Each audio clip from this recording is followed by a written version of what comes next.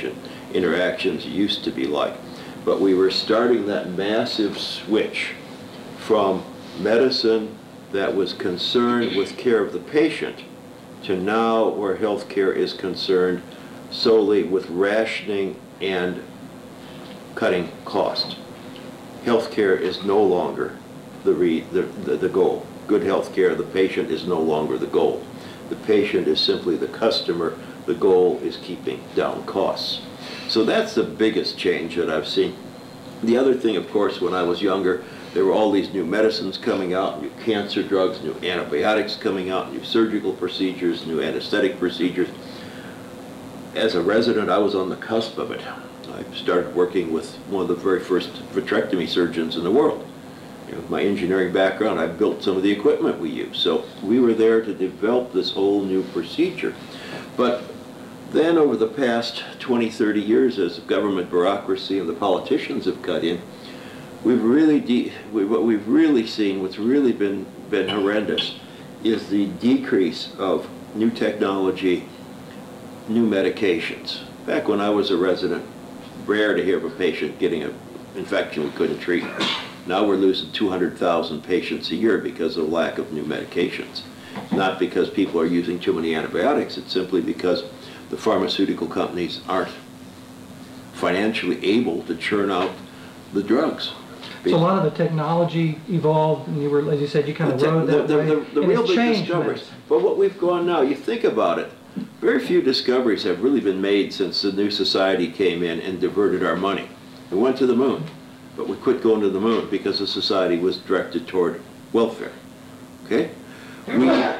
Scientific research, very few scientific discoveries have really been made. Everything has been developed on previous discoveries. It's technology, like the cameras you have, the computer here. These aren't based on new discoveries over the past 40 years. It's just refinement of the technology.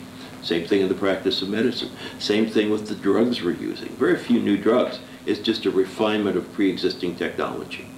That's been the biggest problem that we faced, and those have been the two biggest impacts of the politicians and the bureaucrats changing how medicine is practiced, how research has been done, and it's been to the detriment, particularly to the detriment of the poor, because the poor run into a whole lot more problems getting their care now than they did 40 years ago.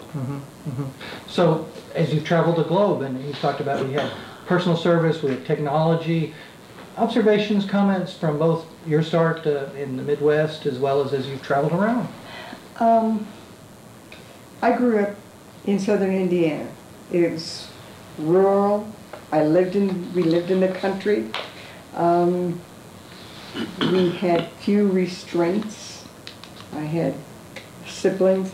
Well, one sibling that was close enough to me that we did things together. And we seldom were sick. We ate well. We grew our own food. We ate well. We had our own animals. We always had milk cows. My mom and dad and some of their friends would butcher, and so we had that kind of food, what I would call fresh food, not even at a farmer's market. We did our own. We seldom became ill.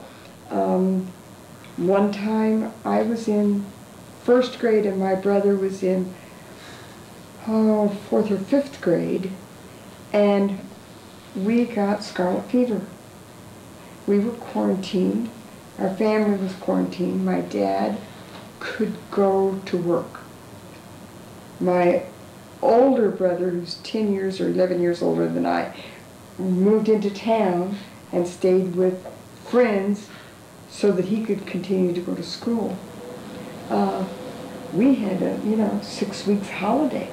It was lovely. And fortunately we were not very ill. We didn't have a lot of complications, but that's what happened. And the doctor came to our house, even out in the country. And we had no insurance as we know today.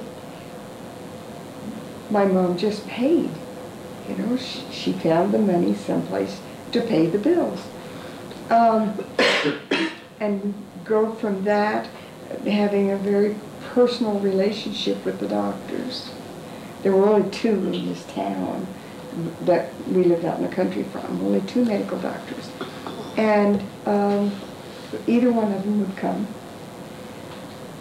And we went from that to not having a very personal relationship with most of the medical doctors as I got older, to now I'm back having a very personal relationship with my primary care physician. And as a matter of fact, just as a little personal thing, he came today to my house.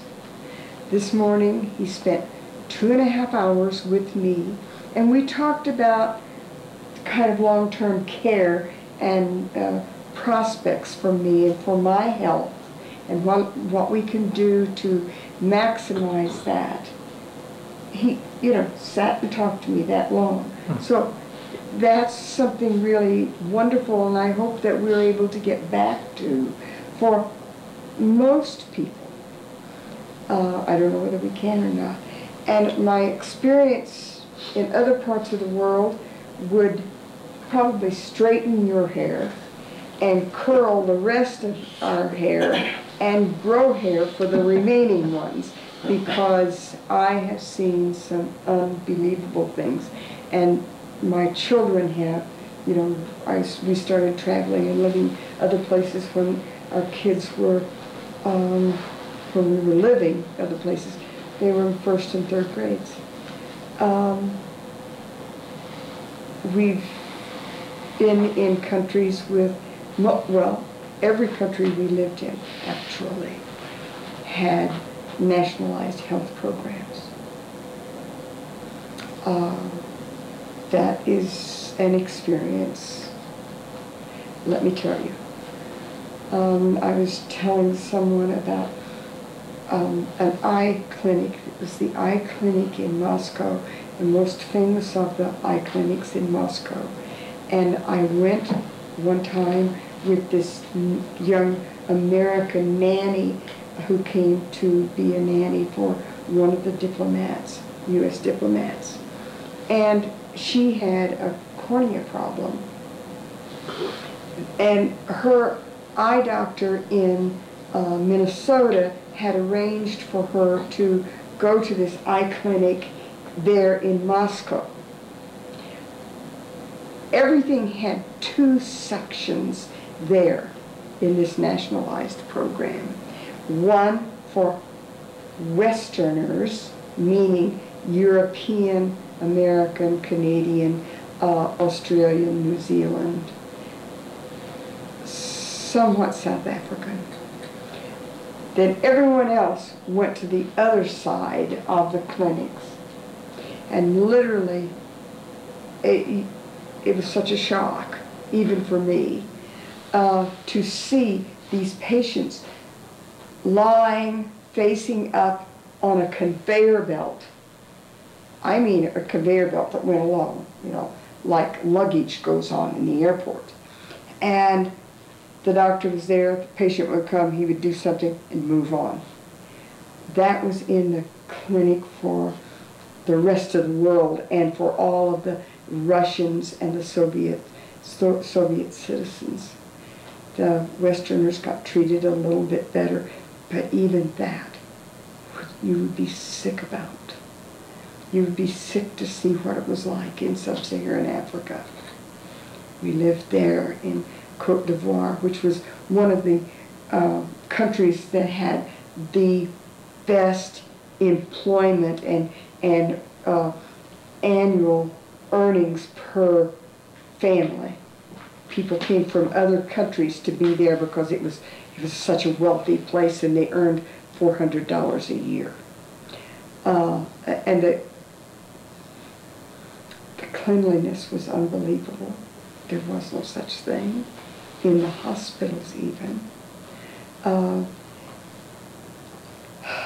a very broad diversity of experience over your life of, one might say, the very best of care and perhaps maybe some of the worst of care. Exactly, Yeah. And it was, when one of my sons was on allergy injections, and I would take the